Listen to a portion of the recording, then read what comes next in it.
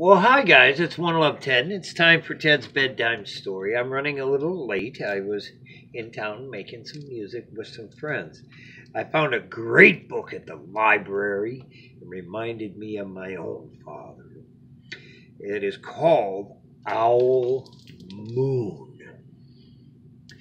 And this is by Jane Yolen, illustrated by John Schoenherr. There's a nice introduction, but I'm not going to read that. Owl Moon.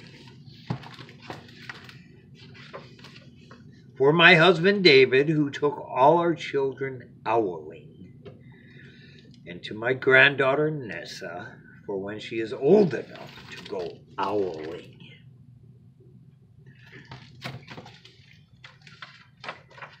It was late one winter night, long past my bedtime, when Pa and I went owling. There was no wind. The trees stood still as giant statues. And the moon was so bright, the sky seemed to shine. Somewhere behind us, a train whistle blew, long and low, like a sad, sad song.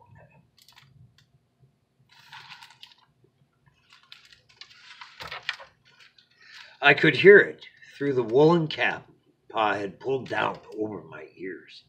A farm dog answered the train, and then a second dog joined in. They sang out trains and dogs for a real long time. And then, when their voices faded away, it was as quiet as a dream. We walked on toward the woods, Pa and I.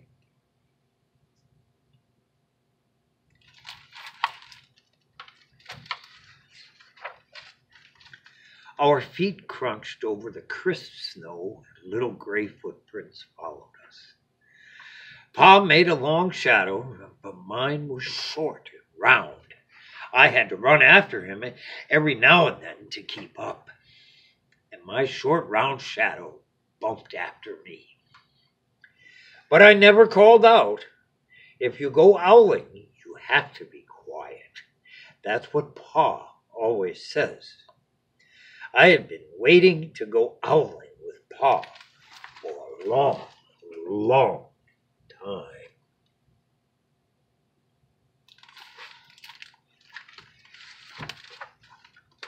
We reached the line of pine trees, black and pointy against the sky, and Pa held up his hand. I stopped right where I was and waited.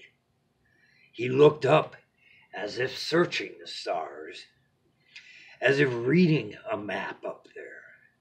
The moon made his face into a silver mask.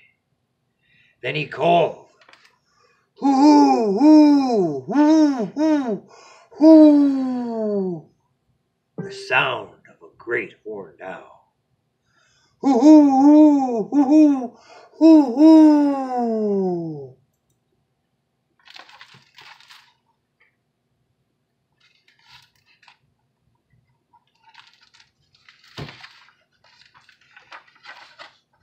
Again he called out, and then again. After each call he was silent. And for a moment we both listened, but there was no answer. Pa shrugged, and I shrugged. I was not disappointed. My brothers all said, sometimes there's an owl, and sometimes there isn't.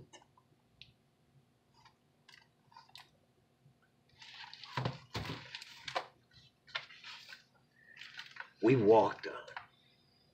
I could feel the cold, as if someone's icy hand was palm down on my back, and my nose and the tops of my cheeks felt cold and hot at the same time.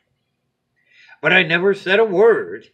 If you go owling, you have to be quiet and make your own heat.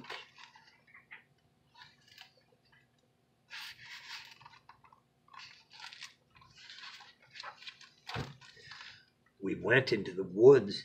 The shadows were the blackest things I had ever seen. They stained the white snow. My mouth felt furry, for the scarf over it was wet and warm. I didn't ask what kind of things hid behind black trees in the middle of the night. When you go owling, you have to be brave.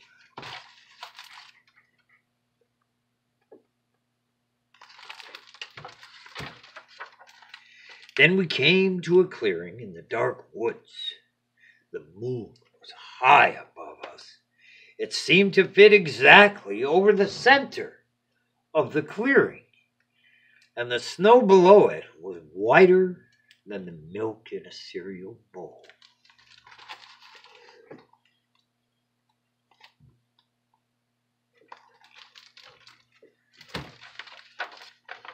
I sighed, and Pa held up his hand at the sound. I put my mittens over the scarf, over my mouth, and listened hard. And then Pa called, "Hoo hoo hoo hoo hoo hoo hoo hoo hoo hoo." I listened and looked so hard my ears hurt, and my eyes got cloudy with cold.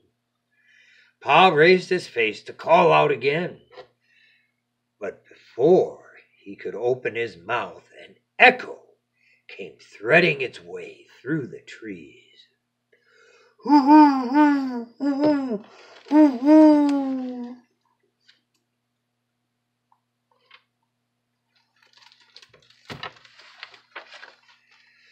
Pa almost smiled, then he called back, "Hoo, hoo, hoo, hoo, hoo," just as if the owl were talking about supper, or about the woods, or the moon, or the cold. I took my mitten off the scarf of my mouth, and I almost smiled, too.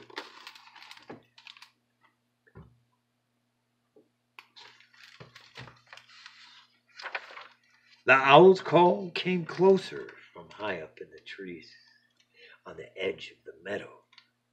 Nothing in the meadow moved. All of a sudden, an owl shadow, part of the big tree shadow, lifted off and flew right over us. We watched silently with heat in our mouths, the heat of all those words we had not spoken. The shadow hooted again.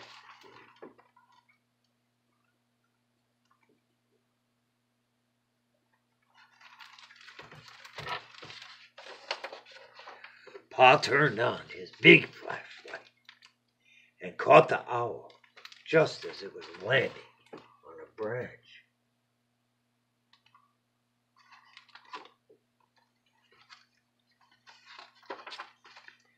For 1 minute, 3 minutes, maybe even 100 minutes, we stared at each other.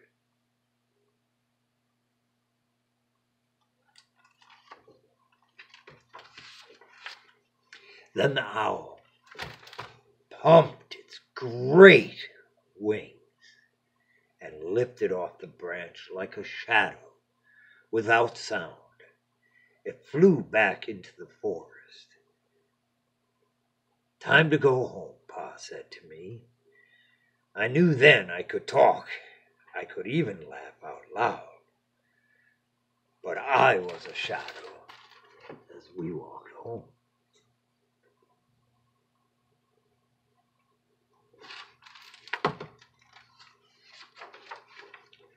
When you go owling, you don't need words or warm or anything but hope. That's what Pa says, the kind of hope that flies on silent wings under a shining owl moon.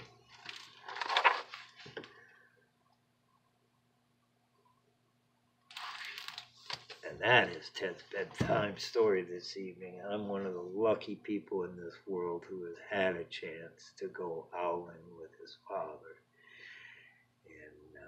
And maybe one day I'll be able to take a grandchild with me and go owling. As I always say, it's right here: peace, love, music, tolerance, and reading. Teach your children to read, teach your grandchildren to read, teach them to enjoy what they read, and as they grow up, teach them to question what they read. But more than anything, let's teach them all to work and strive for world peace. I love you all. Good night.